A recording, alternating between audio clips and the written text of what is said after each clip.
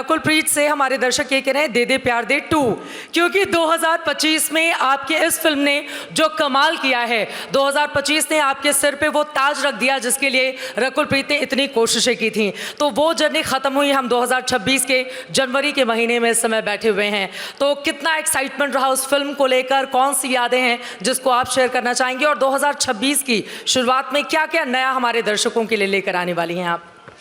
जैसा आपने कहा कि 2025 बहुत ही अच्छा साल था, बिकॉज दे दे प्यार दे 2 को इतना प्यार जनता ने दिया और आयशा के किरदार को बहुत प्यार दिया, एंड आई थिंक मेरे लिए मेरे कुछ किरदार होते हैं जो आप के लिए बहुत स्पेशल होते हैं। ऑफ कोर्स सारे होते हैं, बट कुछ आपको इतना प्यार देकर जाते हैं कि वो आपको लाइफ टाइम के लिए बहुत स्पेशल हो जाते हैं। एंड आयशा वैसा एक कैरेक्टर है, चाहे वो दे दे प्यार दे 1 थी या दे दे प्यार दे 2, और बहुत कम होता है ऐसा कि एक कमर्शियल फिल्म में आपको ऑथर बैक्ड रोल मिले जहाँ पर लड़की नैरेटिव फॉरवर्ड लेकर जा रही है। So I think for me role से लेके, फिल्म से लेके, ऑडियंस के प्यार से लेके सब कुछ उस फिल्म ने मुझे दिया। So I am very excited, very grateful, very happy.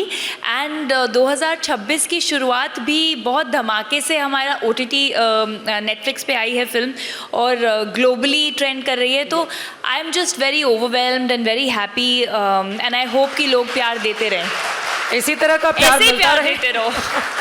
दे दे प्यार दे 1, 2, 3, 4, मुझे लग रहा है जैसे जैसे ये फिल्म इसकी जितनी सक्सेस बढ़ेगी उतना ही ये 3, 4, 5 भी आने लगेगा। मुझे लग रहा है रकुल की ये पूरी तैयारी है इसे लेकर।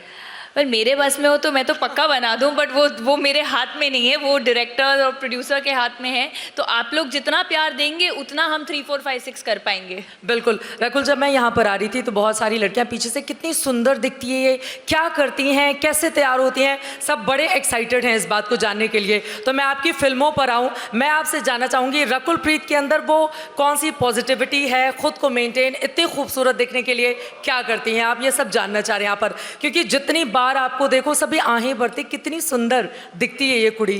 अरे so sweet. No, I think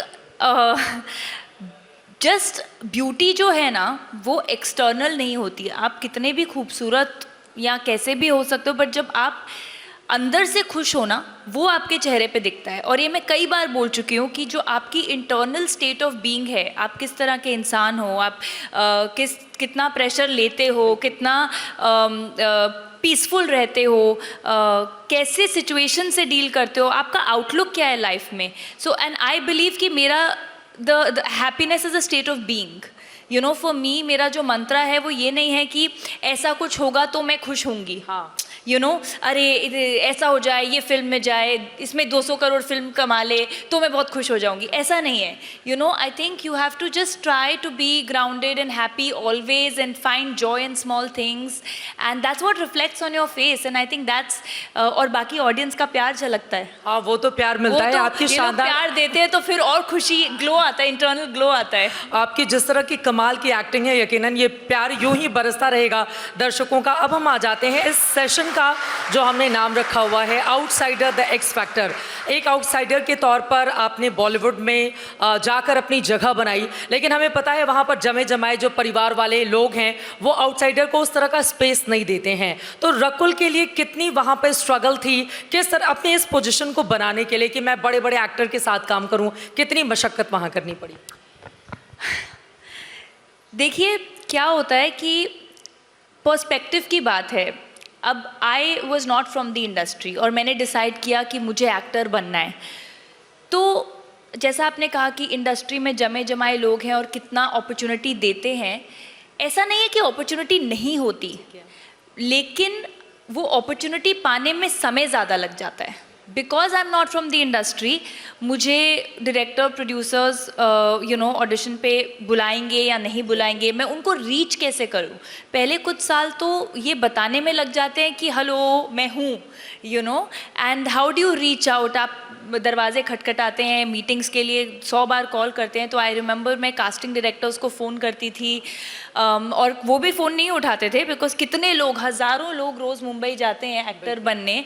तो मैं बहुत ज़िद्दी थी, तो मैं 100 बार फ़ोन करते रहती थी ताकि लोगों को लगे कितने ये वक्त में नंबर 100 कितना बार? परेशान है। हाँ बोलो, तो मैं बोलो hello hello hello, this is Rakul, can I please come and give an audition और give a meeting, get a meeting. तो उस तरह जो आपके शुरुआत के कुछ साल होते हैं till you actually make your self visible, वो कठिन होते हैं, वो डिफ़िकल्ट होते हैं। बट हैविंग सेड दैट, ऐसा नहीं है कि मौका नहीं मिलता, वो जर्नी थोड़ी लंबी हो जाती है and you have to be prepared for it. मुझे ये डिल्यूजन नहीं था कि मैं जाऊंगी और पहले दिन में ही मुझे मतलब बहुत बड़ी फिल्म मिल जाएगी, because I knew I have decided to take the road less travelled. मैं जानती थी कि मेरे कोई कनेक्ट्स नहीं है और मुझे ऐसा करियर चूज़ करना है जो डिफ़िकल्ट है, तो आई वॉज प्रिपेयर्ड कि वो मुश्किल होगा। But at the same time, so why I'm saying this, because if there's anybody in the audience, you cannot be delusional कि मैं गई और मैंने ऑडिशन दी और पहली ऑडिशन क्रैक कर ली, ऐसा नहीं होगा। You have to be prepared कि rejections होंगी, I have to work on my craft, I have to try to be better, but if you're good and if they see a spark in you, then people will give you an opportunity. So because I don't believe in talking about nepotism, मेरी journey लंबी रही है, मुझे 10 साल लग गए हैं इस लेवल पे पहुंचने में, but tomorrow for my kids whatever I can do I will do, and it's been happening in India. That's how generational businesses work in India. So I feel सबकी जर्नी होती है, वो जर्नी थोड़ी difficult लंबी होती है, but at the end the industry does support. Today some of the biggest stars are actually not from the industry, I mean so many people are Ajay outsiders. Devgan के साथ आपने 3 फिल्में की हैं। अजय सर के साथ 3 फिल्में की हैं। कैसा रहा एक्सपीरियंस उनके साथ? बहुत अच्छा, because I think Ajay sir is one of the most secure and most grounded actors that I know. And why I'm saying secure is because अगर अजय सर सिक्योर नहीं होते तो दे दे प्यार दे जैसी फ्रेंचाइज नहीं बन सकती, to allow whether it was part 1 where Tabu ma'am and my character take charge, या फिर इट्स पार्ट 2 जहाँ पर हम जिस तरह से आपने देखा है फादर डॉटर स्टोरी है, या फिर शैतान हो, जहाँ पर मैडी सर प्ले कर रहे हैं title role. So I feel he is one of the most sensible, secure and amazing actors to work with.